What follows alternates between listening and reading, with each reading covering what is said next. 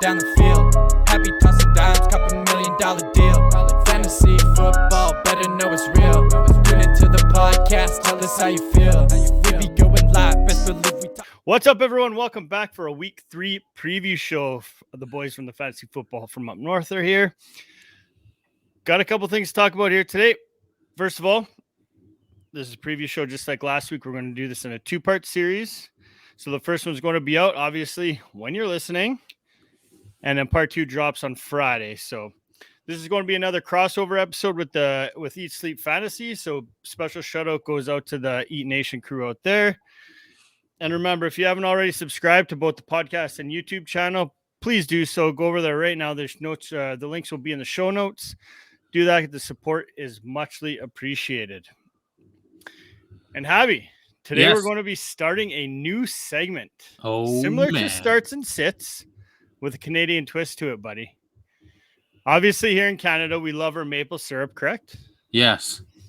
So we're going to be giving you guys our maple startups in each game. Oh, you got that? Got that? Actually, you know what? I'm kind of off maple syrup the last couple of years because I got a little food poisoning from some chicken wings doused in maple syrup. Oh, terrible! Food poisoning ruined my maple palate. Well, we're keeping it anyways. And now I'm kind of on the fence still a little bit on this one here. I mentioned it to you before. You weren't too keen on it, but first choice we have for our sits is the Clayton Dion, based around a Canadian singer that I actually can't stand, Celine Dion, Clayton Dion. Or let me ask you this, Habby: what's the biggest problem with geese in Canada? Let's say for what's the worst thing about geese in Canada? They destroy the damn golf courses. With what? With poo and like eating all the grass and just. So the other one I have for you is for our sits. We're going to call them geese sits. So right. I'm not sure which one. What you want, okay? I'm not sure what we're going to go with yet, but if you guys have a good idea, hey, just let me know. And a big shout out to my cousin Chad for these name ideas. Well, the maple startups and the Clayton Dion, he's the one that made up with those. Chad actually has his own podcast called LTC Fantasy, Lift the Cup Fantasy. It's a fantasy hockey podcast. So I'm going to leave the links in the show notes as well. Go check that out, except for you, Habby, because we're in a hockey pool together, and I plan on Chad's my go-to guy, so you're not allowed to listen to him. So don't do it. Well, too bad. Just download his shit, though. Obviously, just don't listen to it. Don't listen. Okay. Then you'll know the tricks, and then I won't be able to take your money. So. Oh, I got my own tricks, buddy. But without further ado, we got some games to preview here, buddy. Yes, sir. Let's jump right into it. Let's go right into the Thursday game. I didn't. Oh, you want to start on the Thursday game? Yeah, this time. Yeah, I didn't miss it this time around. Okay. Steelers at the Browns. You know, as far as this game goes, I don't know exactly how exciting it really is going to be. Yeah. But if I'm looking at on the Steelers side of the ball, who are you looking at in this in this game? I think whoever wins the rushing attack in this game is gonna win the game, I believe. I mean, there's not much you can expect out of Jacoby and Mitchell Trubisky. So honestly, in this receiving core, it's tough for the Pittsburgh Steelers, at least, to really trust anybody other than Freiermuth and Harris in this offense. Yeah, I would have to agree with that. This game is, I mean, they're getting below average play out of Trubisky. They got guys that can, get downfield, but Trubisky can't get them the ball. Yeah. So, I mean, if it comes down to it, I don't think you're really sitting a guy like Deontay Johnson. You talked about Freiermuth and Harris, right? That's the two. Yeah, but even Deontay Johnson, I mean, you're going to fire him up because you have him, but I don't think he's going to put great numbers up in this game. So you basically temper your expectations if you're going to fire him out there, correct? Yeah. Okay. On the Brown side of the ball, I want to see if Amari Cooper can continue this number one numbers that he's putting up right now after last week. He proved to be a trusted target for Brissett. Even with Brissett, completing only 22 passes, 9 of those went to. Is that your daughter?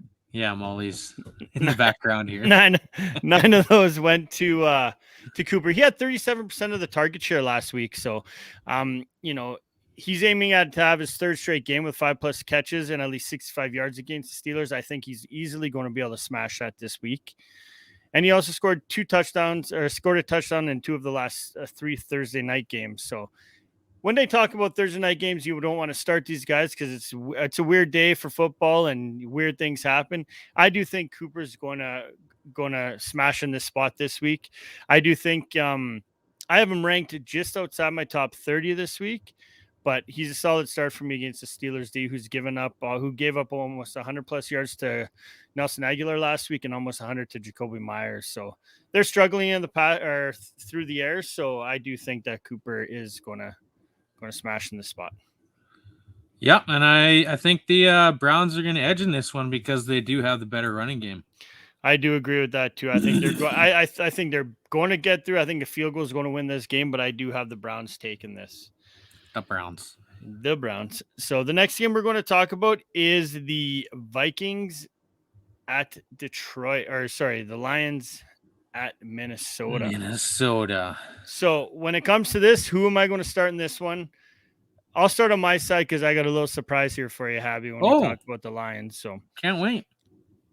So for the Vikings, the one guy that I'm starting that I'm confident in, you're obviously starting Jeff. You're starting pretty much the studs on this offense. Jefferson, Thielen.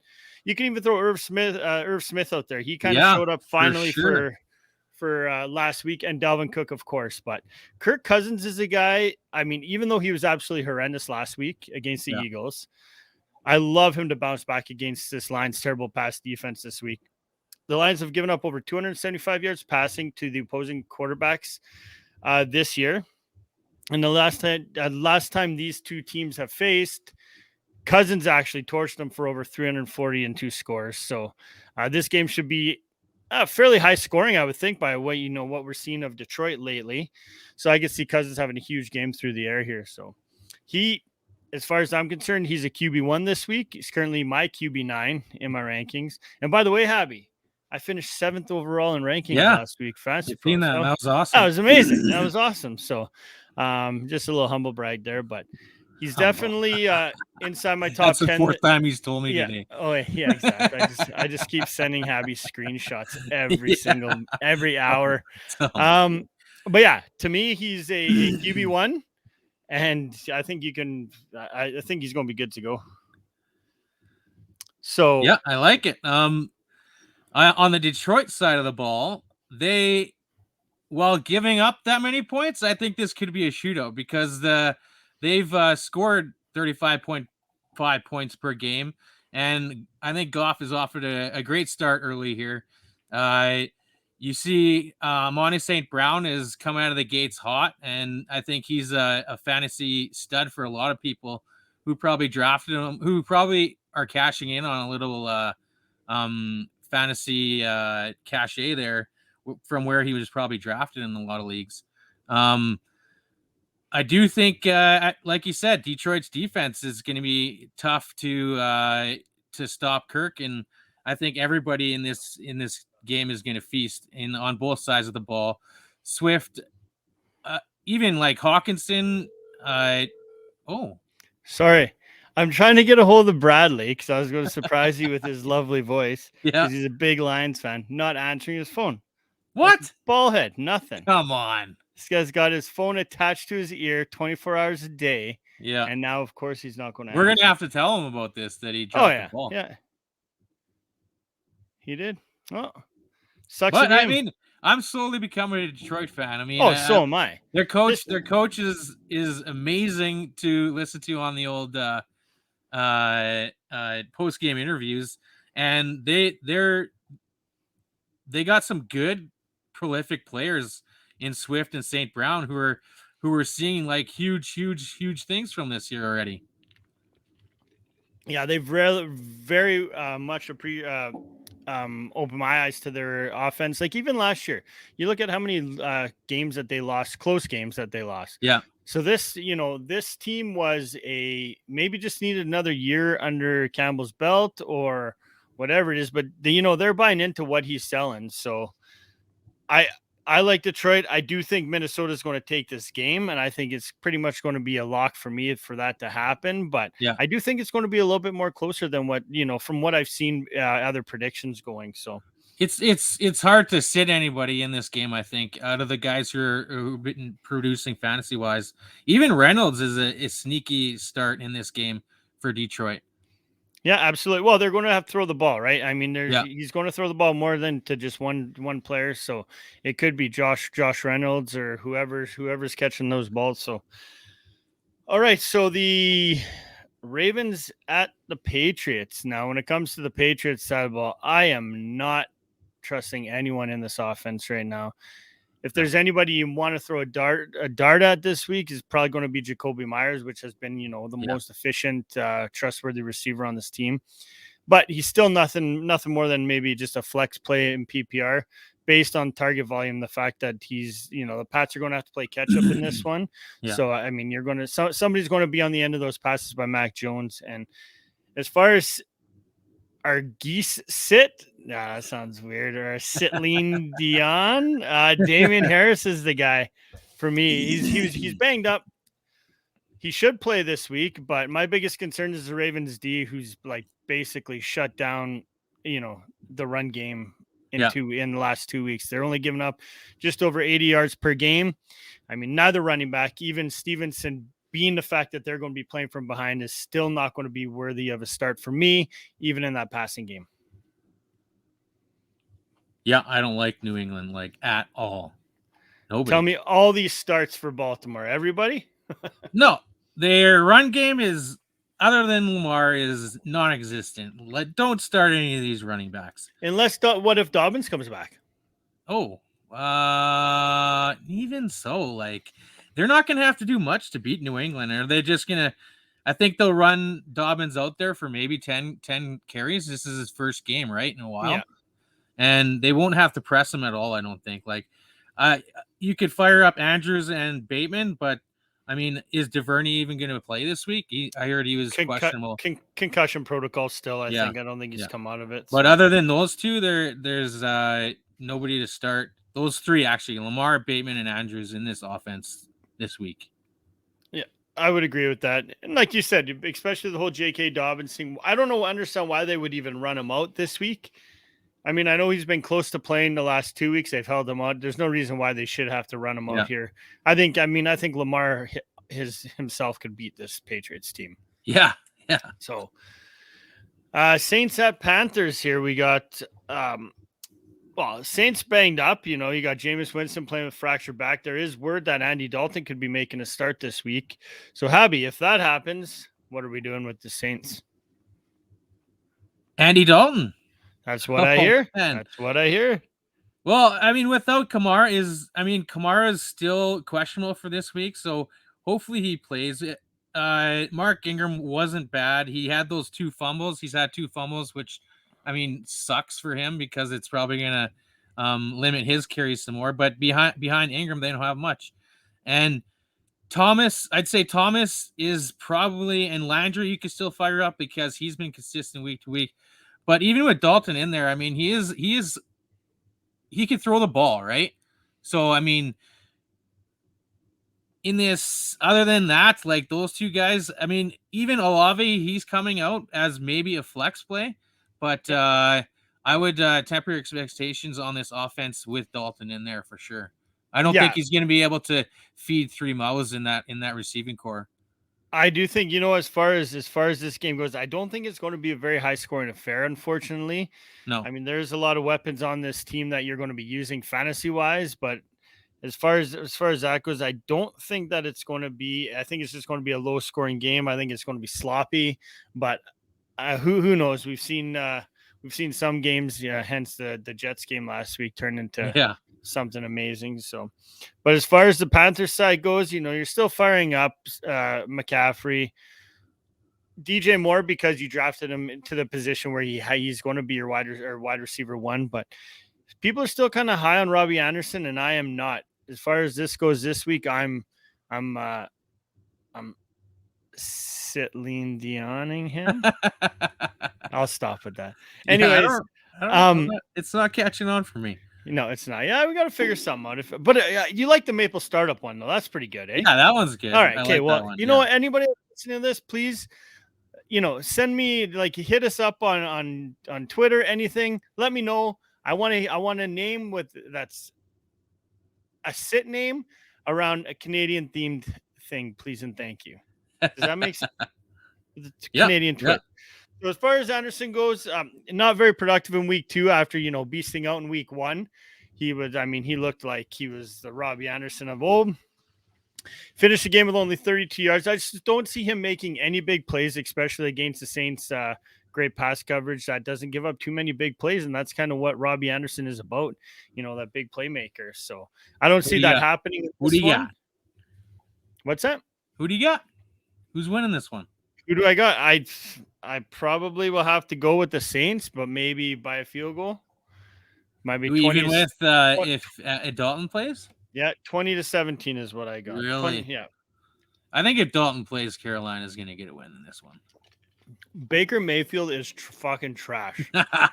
He's absolutely trash. Andy Dalton's amazing. I forgot. He's better than Baker. Better than Baker. I'll tell you that much. Oh yeah, 100%. I don't know. I would put. Yeah, I don't know. Spend too much time on this. We're comparing two pieces of absolute shit. Let's talk about this game because this game kind of has a little bit of not really, but the Texans at the Bears. Yeah, Lovie Smith revenge game.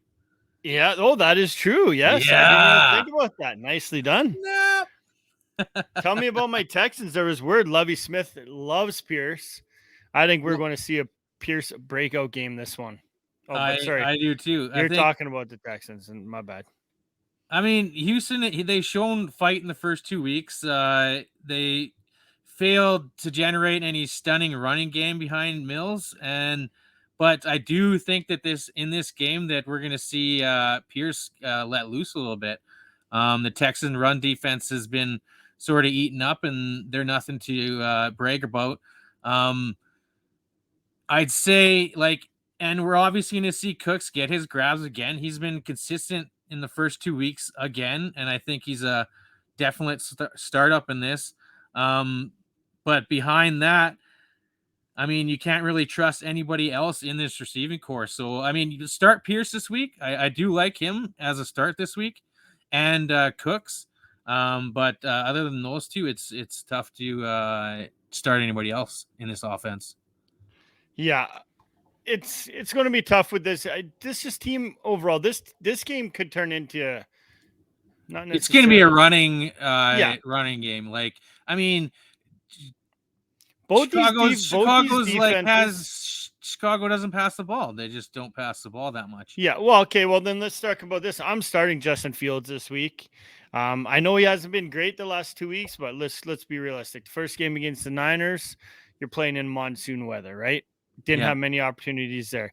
And then they run into a tough Packers defense last week. So, I mean, not really the easiest of games the last 2 weeks, but now, with the fact he had limited opportunities, he's going to be able to bounce back against the Texans, even though the Texans defense has been pretty decent, much better than what people have anticipated it was going to be.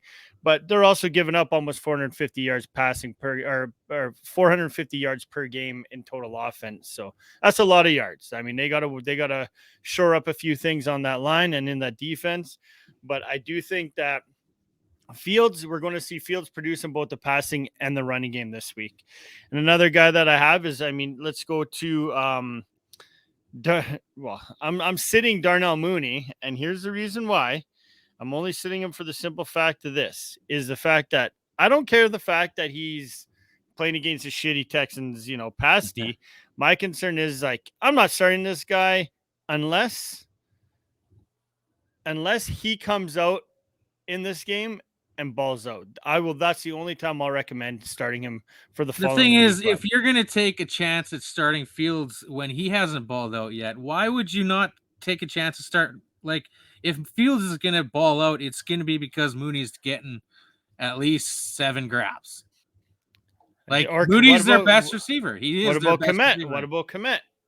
I know, but you're saying Komet will have to feast too. I'm just saying me personally, I'm not starting Mooney because he's been a letdown. He hasn't done anything, and it doesn't matter whether or not it's the low opportunities that Fields has had the last 2 weeks. He has done absolutely nothing in 2 weeks. But you'll start Fields? What is I'm starting Fields. Why? Because I do feel as though he's going to be able to use his legs, and I think he will be able to throw on this Texans D. I don't like Mooney because I don't think Mooney's going to be the guy. I don't think Mooney is the guy. I think you're going to see a lot of pass catching out of Montgomery. And I do think Komet's going to be the guy, and I do think that Pringle's probably going to be his guy. Montgomery is doing fine on what the touches he's getting. You don't want to overplay this guy. He's going to get injured again. The Texans are ranked 32nd at stopping the run right now. He's going to be able to do his thing. They might not even need opportunities anyways. So, okay, fine. Don't let maybe he won't succeed in the passing game. I think Fields still scampers for probably 80, and I bet you he runs in a touchdown in this one. All right. I am not trusting Mooney. I mean, I drafted Mooney high in probably every single league I have. Oh, so that's why you hate him right now. I hate him. I hate him already. Oh, but it's so you know what? loathing. Let me see. Give me something. Just give me anything, and I will recommend him the following week. Yeah. Fair enough. He's doing better than Lance, at least, eh? Jeez, Habby. That's low blow. Low blow, buddy. Low blow. But that's all right. Should have waited a couple weeks. Yeah, exactly. Just a few, maybe. Just a few. Like it hasn't even been a week, like not even 4 days yet. Yeah. But that's all right. Chiefs at Colts.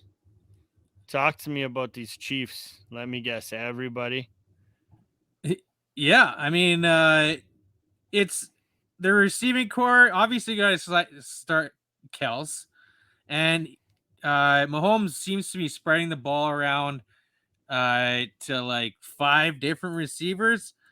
And other than Kels, I mean, Juju is getting a few catches, but Clyde Edwards-Helaire is probably the number 2 target for the receivers right now. And honestly, who would you start other than Kels in that receiving core right now? Like trust starting week to week. It's not much, right? No, I would probably have to go with Juju just because, but Hardman's beat up. Yeah. We haven't heard really anything about MVS. Like you said, and if it's anybody, it's going to be Kels and it's going to be their running backs. That's all really talking about. But I'm still not quite giving up on Juju yet. There's got to be a game. Something's got to happen against this Colts D. That's where I do think that things are going to happen with these guys. Juju is just not very good. He's not very good. He's not very good. Right. I'm kind of I thought that their draft pick Sky Moore would be a little bit more involved in this offense, but he's nowhere. Yeah, he was not. I don't even think he even played a snap last week. So no. But all right. But apparently they don't need. They just need Kels and Kels and Kels. Okay, what about on the Colts side of the ball? There's not too much I'm excited about on this Colts offense. Not after last week. Get Pittman back. Holy crap. Obviously, without that guy. Obviously, Taylor, you're firing up. I do expect Ryan to bounce back though. After giving, all of his fantasy managers, how about just bounce? Me including a in 0. Any direction. Habby, our keeper league. I'm going to go off topic just briefly here. Our keeper league that we have made a big deal in our here. Yeah, huge deal. You made that. Huge.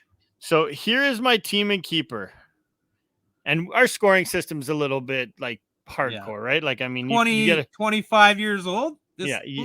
Yeah, you get a lot of points. We started this when it was paper and pen and phones and exactly. Yeah. So here's my roster just briefly. I started Burrow, Ryan. Yeah. I got Barkley, Eckler, Gibson, Ayuk, Cooks, DJ Moore, Curtis Samuel, Hayden Hurst, and I had some other. Oh, I put Taysom Hill in there to try to be funny and be cool because I thought I had it in the bag. In the tight end. I fucking scored 98 points, man.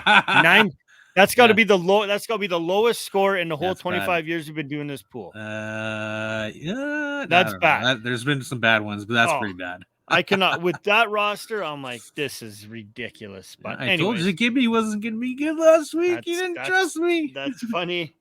I'm concerned. We'll talk about him, but I'm concerned about Burrow, man. I'm concerned about later. We'll talk about him after. That's your boy. It's your boy Burrow. But anyways, I do think that Ryan will bounce back in this one. He's going to have to throw a ton in this game in order to keep up with the Chiefs. That's a gimme, right? So, I mean, the Chiefs are giving up the 6th most passing yards to opposing tight ends. And hopefully, like you just mentioned, he gets Pittman and Pierce both back this week. Yeah. I can see probably in 300+ yard game, 2 touchdown game out of this week out of Ryan. Yeah. So how was that Paris Campbell scoop?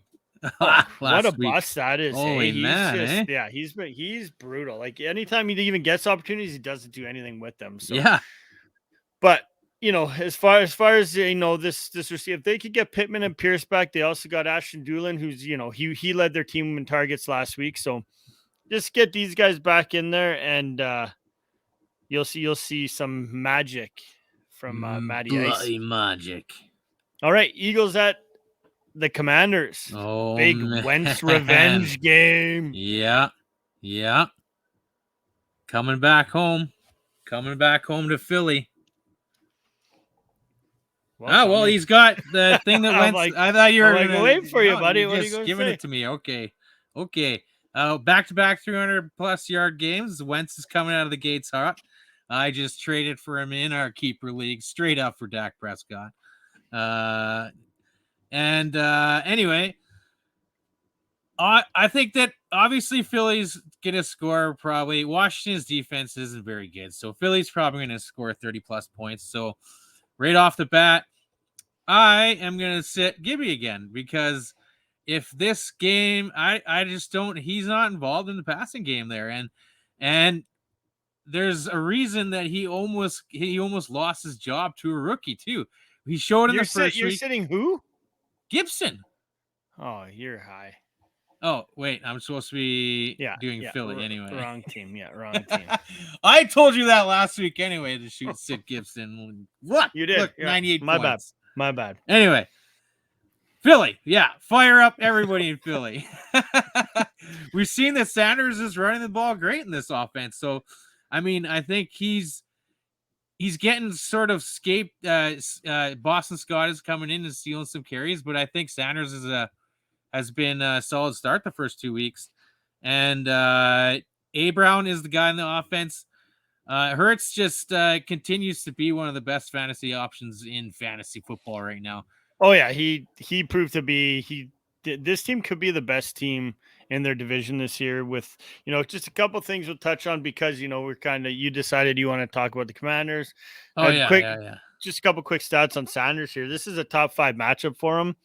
Last week he's gained actually 70% of the total opportunities in week 2. So when all this talk about how everyone's like, they're not giving him opportunities, they're giving him the opportunities and it's paying off for them. Yeah. So, as long as he gets down at that goal line, hopefully he doesn't lose goal line touches to Gainwell. But, as long as he could do that, I think, with the fact that Washington, ranks 29th against the run, I think Sanders is going to feast in this one. So on the Washington side, I'm still rolling with both wide receivers, Curtis Samuel and Johan Dotson.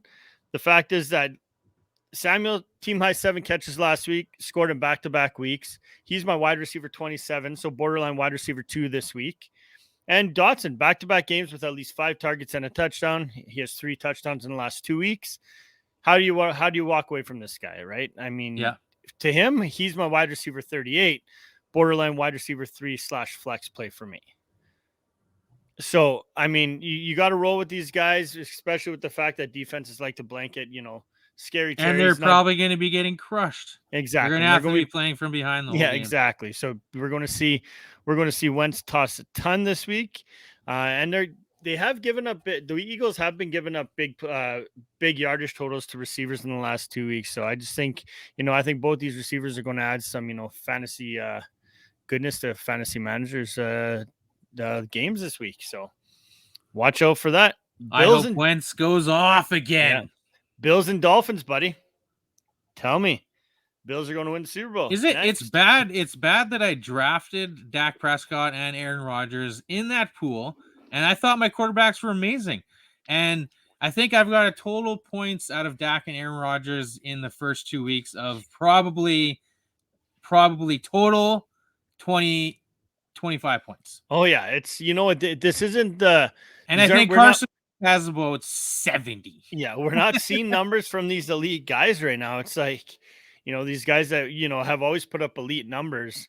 Dak, Rodgers, I mean, Mahomes is still fine, but just all these dual threat quarterbacks are the ones you want moving forward, it seems, right? Yeah. They're the ones that are getting double points in both the, passing and rushing games. So, but unless you have this guy, Josh Allen.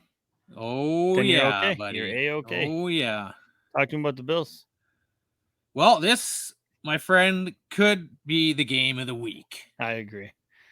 If Miami comes out and does what they did last week, the Bills versus this could be elite. For the Bills, I mean, hopefully they get Gabe Davis back in the fold and we get both lineups just fully juiced. Because in this one, obviously, you got to fire up Diggs, Gibbs, everybody. Singletary has been running good. Their running game is good. And McDaniels, and McDaniels is firing all cylinders on Miami's side. So fire them all up, too. What I think, I disagree with one thing you say. So obviously, Wait. What would you do with McKenzie if Gabriel's back? Would you fire him up, you think, as a flex? No. This Bills team is, like you said, rolling on all cylinders. It's going to be Dawson Knox will be there. Yeah. You're going to see Gabe Davis and it's Big Show. That's all it is. That's all it is. That's Singletary too. Sprinkle and Singletary. Yeah. So see, I'm on the fence about that. Like from what I'm looking at, we do think that this could be the highest scoring game, especially after what we watched last week. But in my opinion, I'm not starting any running backs in this game. If there is a running back that I'm going to start, it's going to be on Miami side, and that's probably going to be Mostert. Only for the simple fact that Mostert's not only getting, his carries, but he's also getting work out of the as a pass catching back on third down. So the only reason I would say that Singletary could be at least a flex option is because I think he is going to get like 5 or 6 grabs in this game. Yeah. So my concern is the Bills. Here's another thing why I'm not even huge on the running game for Miami is the fact that, the Bills have the best run defense in the league. They've only given up over 66 yards per game. So they're going to be chucking it. It's going to be Waddle and Hill show. Yeah. And that's exactly, that's funny you said that because I was just about to say, I'm like, and when I'm talking Mostert, I'm talking a desperate flex play. That's if you have no other choice and you need somebody that's just going to be on the field, getting snaps, getting carries. That's when you can throw Mostert in. But I do have him ranked outside of my top 40 running backs this week. So, I mean, that still makes him a flex play. But I do think it's going to be all about the Hill and Waddle show again. Yeah. Right? Yeah. That's what – because Bills are going to be scoring too. And Miami's going to have to keep up. And that's – ground and pound is not how you – contrary to Pete Carroll's – remarks. Yeah, exactly. The ground and pound is not how you score lots of points. Exactly. Okay. 2 more to get through in this part 1. Bengals at the Jets. Now here, my concern right now is this for your boy that we argued at the beginning of the year about how Joe Burrow is the man. They've spent money. They're protecting their quarterback. This motherfucker's been laying on the ground 11 times in the last 2 games. The O-line has let him down. It's plain and simple. Plain and simple. It's been a complete bust again, and he's been sacked 13 times in 2 games, which is ridiculous. Again, I don't know Oh, if it's something that he's 13 doing, maybe. 13 Like, what times. the hell? Oh, that's even worse. 13 times. Oh, wow. I thought it was only 11. But I think who's going to win this game is Joe Mixon, buddy, because the Jets' run defense sucks. So Mixon is going to feast in this game. And I do think the Bengals are going to win this game. They got a little too much firepower for the Jets.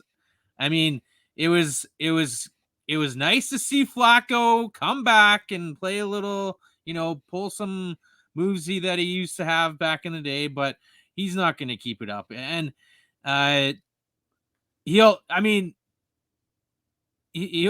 let you talk to him. I don't want to jump over there. I was just about to. I stopped myself. But anyway. Yeah. Well, sorry, go ahead. But I think that temper expectations this week with Boyd. I don't think he's a start this week. I do think Higgins and Chase, you fire up. And Joe Mixon is going to feast in this game. So he's probably my start of the week. There you go. In the running back department. What is he, Habby? It's not the start. What is it? Oh, it's the Maple Start of the Week. Maple Startup. Startup. Maple Startup. Come on, get it together. Startup. No, that doesn't flow good. Maple Startup of the Week? Maple Start of the Week. I like Maple Start of the Week. Syrup. Startup. Oh. All right. We'll do it your way. It's growing on you. Okay, yeah. So on the Jets side of the ball, I think you're still okay firing up Garrett Wilson. I think you can fire Corey Davis up as a flex play this week because, like this game, like you said, the Bengals aren't going to come in and take this Jets team lightly. Where do you got Garrett like ranked in your receivers this week? Ranked right now, early rankings that I have them out there. I'll find it for you. But while I do that, I'm going to talk about Michael Carter. I do like Michael Carter in this game. He's starting to play he's playing a little bit more than Breece Hall is. Yeah. But he's getting carries. He's also getting these catches out of the backfield. So, and like I mentioned, the Bengals are going to probably take control of this game really early. And that's going to leave Flacco. It's going to leave Flacco to use his pass catchers to play catch up. Right. So that's where I do like Garrett Wilson. And I do like I said, Corey Davis as well. Corey Davis played well last week. I got Garrett Wilson as my wide receiver 29 this week. So just outside, basically a high-end wide receiver 3, but with wide receiver 2 upside. I think he can easily jump into that, top 20, top 24. Do you have your rankings right in front of you? I do. Yes, I do. Who are the 3 guys you got ranked ahead of him? Ahead of him, I got Drake London, Brandon Ayuk. And so actually I'm going to push him up because I'm not a big fan of DK Metcalf this week. Oh, okay. Yeah, like I said, these are early ones that I did. Yeah. But so what's basically going to be, he's going to be 28. The 3 I have ahead of him is Drake London, Brandon Ayuk, and Gabriel Davis if Davis plays. Now, would you pump Wilson into the flex spot over a guy like Corey Dillon, for example? AJ Dillon? Sorry, AJ Dillon. Corey Dillon. Corey Dillon. Oh, man. A long time, that's buddy. A blast from the past.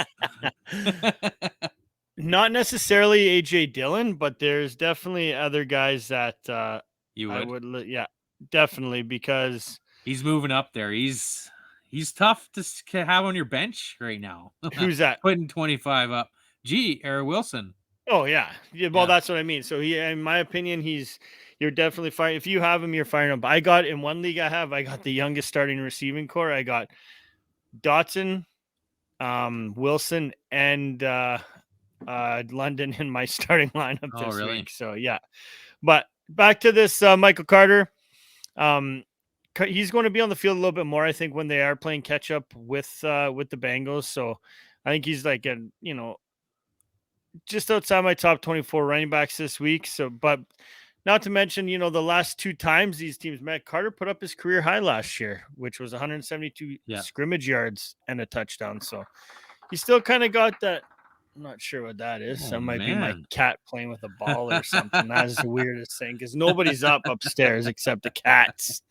So, but I mean, like you said, I expect the Jets to take this game. I expect them to take it easily as well.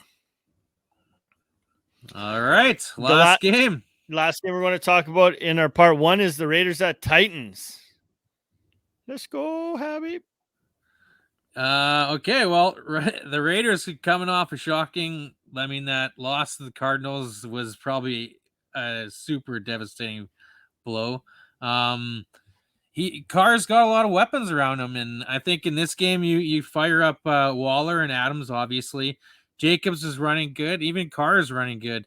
I see. I mean, I think that Tennessee is going to try and slow this game down by running it, pounding it with Henry, and I think Henry's going to get a little loose this game, and it could be a pretty close game when it comes down to the end. But so I mean, beyond those three, Jacobs, Waller, and Adams, I don't see much offense coming out of this game from the Raiders aspect. Yeah, it's going to be it's going to be a weird game. It's kind of similar to like the Raiders didn't really do much last week. I mean, we saw the Titans on the other hand do absolutely nothing against Buffalo. But a sneaky streamer for me, believe it or not, is going to be Ryan Tannehill. Because he looked very bad last week. But yeah, I mean, it's probably the worst game I've seen him play in a long time. But look at who the defense was, the Bills. I mean, they're firing on all cylinders right now, as you say. On both sides of the ball. So, and the Cardinals ran pretty good on the Raiders defense last week. So, I mean, Henry's probably. I think Tennessee's going to be able to control the game with Henry. Yeah, exactly. And I mean, if you go back to week 1 with Tannehill, he finished as a top 12 quarterback against the Giants. And I think that Burks can blow up this D with the speed that he has, and Henry is going to be busy with the ball all game. So I do agree with you. I do think that it's going to be a Henry show, but I do also think that Tannehill is going to bounce back in this one. Probably, I think he's going to be a serviceable QB this week. Because like you mentioned, the Raiders, they seem to struggle against quarterbacks, but he's top 20 for me this week. So you're playing him as super flex for sure. But I do think he even has an opportunity to jump inside the top 10 after this week if everything goes well. Wow. Yeah, that's maybe bold after the shit show that he put up last week. But Jaguars at Chargers. Yeah, buddy. Who do you got? Whoa, slow down here. Slow down. Just jump right in. Okay. You don't even let me get to say hi to the fans. Hi. Okay, well, hi. Say hi. Okay, Jags at Chargers. Well, the Jags surprised everybody by their big shutout win last week over the Colts. But I think they're going to come into Chargers, and Chargers are, well, I mean, we really need to see what the situation with Herbert, obviously, and it's really going to dictate a lot that's going to happen in this game, because if Herbert's in, obviously, Jacksonville is going to be behind for most of the game and be chucking it, right? So that means that you fire up all Christian Kirk, and I would even fire up Z Jones. I mean, we're seeing a little bit out of Ingram, but I think Jones and Kirk would be fire ups. I would still sit Matt Jones Marvin Jones, yeah. But in the backfield, I'm sitting Etienne this week too, and until we see him become a bigger part of this offense, Robertson is the guy to fire up in that running back department. Yeah, I would agree. James Robinson's been a monster, so he's surprising a lot of people, in my opinion. On the Chargers side, I'm actually benching Etienne. Bench him. And the fact that Jaguars are coming off a sweet shutout win in a division game with the Colts, I think, But if Herbert doesn't play, then this could be a lot closer of a game, so Etienne could be used a lot more. Yeah, there's word that Herbert's going to play through it, though. They're going to see how he feels, but I have a feeling that he'll just put what do they call that? A flap jacket? Is that what it's called? Oh, yeah. Yeah. On, kind of protect that rib cage a little bit. But as far as the Chargers go, you're firing up Eckler. I mean, this Jaguars D can't really stop the run, so I think Eckler's going to have his way with them. But sneaky guy that I'm starting this week is Gerald Everett. He's been solid early in this new offense, with his first year here. and he should continue to do that in this matchup. As far as the year goes, he's actually he's sitting currently as the tight end 4 through the first 2 weeks. I mean, he's aiming at his third straight game with 50 plus receiving yards, and I currently have Everett as my as a top 10 tight end this week against this Jaguars team. I like it. Everett's been good. It's nice to see a tight end getting some grabs there. They've always liked their tight ends there, though. Yeah, exactly. All the way going back to the Antonio Gates days. Yeah. Oh, yeah. So, Falcons at Seahawks. Is this going to be an exciting game? Probably not. Mariota versus Geno Smith. I don't know. I don't know if that proliferates excitement. Well, yeah, okay. Well, tell me about this Falcons team, this Mariota-led Falcons team. I mean, we have seen some flashes out of Mariota in the first game. He's put up, serviceable numbers, I guess. Mainly, we've seen Cordell Patterson. He's obviously a fire up in this. Everybody sort of didn't expect him to come out of the gates as hot as he finished last year, but he sure has. And in the receiving, London and Pitts are probably your only 2 startups in this receiving core. And Mariota, keep on your bench even in this game, because we know that it's probably, Seahawks are probably going to try and dictate this game on the ground. But so that puts up for a boring game. See, I'm on the other side of this. The Falcons actually have played very well the last 2 weeks since they've been playing. Everyone's kind of throwing them under the bus, with Mariota there, and they have no run game, stuff like that. But the fact is they played well. They just haven't gotten a win yet, right? Seahawks are coming off a win and coming off a loss to the 49ers after beating the Broncos. If I got to pick one guy from this Seahawks team that is going to have a good game this week, it's going to be Tyler Lockett. I'm not confident in DK Metcalf this week. You're playing him because you drafted him to start him, but in my opinion, he's just going to be. You're going to see he's going to get shut down by this. I think his name's AJ Terrell, a corner, that he's probably just going to blanket him all game, and I think it's going to frustrate DK Metcalf, and that's where Lockett's going to come in after his 9-catch, 170-yard performance last week. I think that's going to continue this week. Let's be realistic. The Seahawks struggle to run the ball. They're Penny's trash. I think maybe they could get Ken Walker maybe a little bit more going this week, but outside of that, they struggle to do everything. Yeah, they do. They're not gonna. They're hard pressed to score anywhere close to 20 points this season, I think, in any game. Yeah. Well, like I said, with Lockett though, he's going to be facing single coverage. I think he's going to be able to beat them downfield, and the Falcons are giving up a lot of yards through the air. So, as far as I don't think it's going to be a high scoring game. No, I can still see Lockett giving same performance as they did last week, getting 100 and this week getting into the end zone. I think they're both high end wide receiver 3s, him and Metcalf, but I'm putting the upside on Lockett this week. All right. They got to get something going with Lockett there. We've seen what he could. We've seen he did. We've seen what he could do with when Russ was cooking there. So Gino, come on, exactly. Lock it in.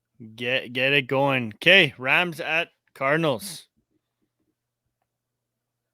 Okay, well, another kind of exciting game. This could be an exciting game. It's going to be, I think it's going to be a little bit of a shootout game with both these offenses. Both these defenses. They haven't really shown great so far this season. They've been scored on, and I think that both these offenses can open it up a little bit. Now this running back room is interesting for LA, in my opinion, because after the first week everybody was saying Henderson, but then last week we saw that they were coming back with Akers again. And is this going to be a flip-flop every week? Like, the game I think that if Arizona is up, it dictates Henderson's game a little bit better, that he's going to get more action. And then, but if the Rams get up early in this game, I think we're going to see more of Akers. And obviously in the receiving core, you got to fire up Cup and Higbee. And we've seen Robinson last week finally get some grabs. So I think because they're playing Arizona and it could be a little bit of a shootout, you got to fire up Robinson. Yeah, I would agree. Talk about Henderson real quick here. The thing with Henderson is if you break down his numbers from last week, he still saw over 56% of his total snaps last week. So, Akers saw a little bit more work, but number one, Henderson played more snaps. He saw 100% of the third down work. So he's getting all those passes out of the backfield, and he saw 80% of the goal line touches. So to me, I'm starting Henderson. I'm still going to fire Henderson up. I'll start Akers maybe as a flex, but I'm still firing Henderson up until I see those numbers drop a little bit. I don't think I'd start Akers. I don't think I'd start Akers myself. Bench him. Yeah, I'm not confident. That's exactly why not Akers. I got rid of him this year. So Henderson's got the upside in this backfield. Yeah, absolutely. He's got upside this week, and you're going to. Especially with the fact that the Rams, this game could be pretty close. So I think you're going to see Henderson, be protecting that ball a little bit too on the ground. And stop turning the ball over. Stafford. Exactly. Stop throwing to the other team. On the Cardinals side of the ball, I'm avoiding this running game. Especially, if Connor sits, you got Darrell Williams, Benjamin. I'm not starting either of those guys. The one guy I'm starting, though, even though the Rams do play this position quite well, and that's at the tight end position, I'm still going to fire up Zach Ertz as a tight end one this week based solely on volume, right? Because he's still going to get the catches. He's a proven target for Kyler Murray. And in the past, he has had past success against the Rams. Has 5+ catches in 6 of his last 7 games. And it's currently my tight end 7 this week. So I'm firing him up, and I have no hesitation in doing so. Boom. Boom. Done. Packers, the shitty Packers at the shitty Bucks. Who you got in this game, Habby? Man, so many old balls in this game. Oh, yeah. And just so old. Yeah. Who do I got? Who's winning this game? Just tell me what you're doing with the Packers. Oh, okay. Well, Rodgers, he hasn't shown much fantasy ilk so far this year. The last week, I think he got me 16 points in keeper. Not at Rodgers not what you want to see, and therefore, it's tough to fire up anybody in this receiving core. Lazard is your one guy that you might, but even last week he only had 13 yards. He luckily got you a touchdown, but he's injured on the IR. He didn't practice today, so who knows what? Maybe it's because it's a lingering thing from his original injury. But in this offense, you're forced to start Rodgers because you drafted him, and he's probably your number 2 quarterback. And Aaron Jones and Corey, they're 2 running backs. You love Corey Dillon, hey? Sorry, that's twice now. AJ Dillon. Aaron Jones and Dillon are probably your only 2 fire-ups beyond Rodgers in this game. What's the actual word, Habby? Maple started up. Startups. Yes, you are correct, Habby. Good job, bud. It up. Good. No, not startups. Startups. That's the stupidest thing I've ever heard. Stupider.